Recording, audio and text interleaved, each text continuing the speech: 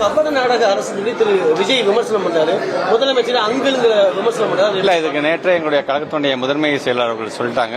ஒரு இயக்கத்துடைய தலைவர் ஏறத்தாழ ஒரு 50 ஆண்டு காலம் பொது வாழ்க்கைக்கு உங்களுக்கே தெரியும். அவர் எப்படியெல்லாம் அடிபட்டு இன்னைக்கு இந்த இடத்துல நிற்கிறாரு தெரியும்.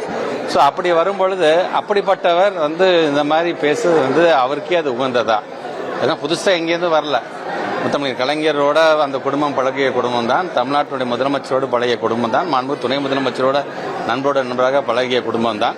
ஆனால் இன்றைக்கு நாமும் ஒரு கட்சி ஆரம்பித்து விட்டோமே என்பதற்காக இது போன்று வசைப்பாடுவது என்பது அது ஏற்கத்தக்கதா என்பதை அவரும் அவருடைய தொண்டர்களும் அது உணர்ந்து கொள்ள வேண்டும்.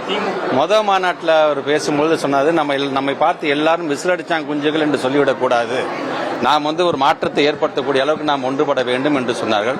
என்னை பொறுத்தவரைக்கும் 2வது மாநாட்டில் அவர் பேசும்பொழுது அவருடைய தொண்டர்கள்லாம் மெச்சூர்ட் ஆயிட்டாங்க. ஆனால் இவர் விசிலடிச்சாங்க குஞ்சுகள் போன்று பேசிவிட்டாரோ அப்படிங்கிற ஒரு எண்ணத்தை தான் எனக்கு தருகிறது. முதலமைச்சர் குறித்து விமர்சித்த தவிக தலைவர் விஜய்க்கு அமைச்சர் அன்பில் மகேஷ் கண்டனம் தெரிவித்தார். அந்த காட்சிகளை பார்த்தோம். கூடுதல் விவரங்களை பின்னர் வரும் செய்திகளில் விரிவாக பார்க்கலாம்.